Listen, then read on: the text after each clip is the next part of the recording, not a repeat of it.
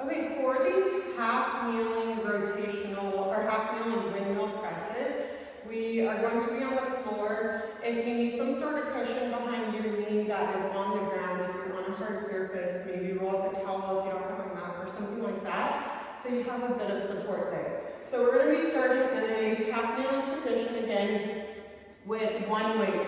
You may want to start without a weight on this one to make sure balance, stability, all those things feel really good, and your shoulder positioning is in a nice spot for you. So we have a few moving parts at once here, so the weight's going to start at your shoulder. While I'm pressing this arm up, this arm is going to be reaching down from the floor while my front leg's hip is pushing out to the side. I know that's a lot, so I'll demonstrate it here. So press, reach, push that hip out.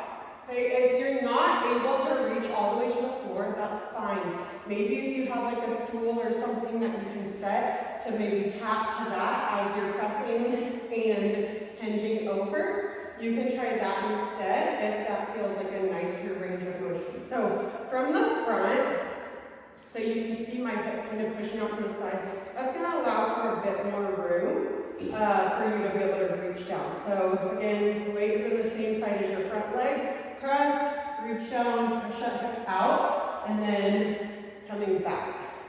Okay, press, coming back. So as we're pressing up overhead, watch what your hand and shoulder, arm are doing here. So keep an eye on the weight, or if you just have no weight, keep an eye on your hand.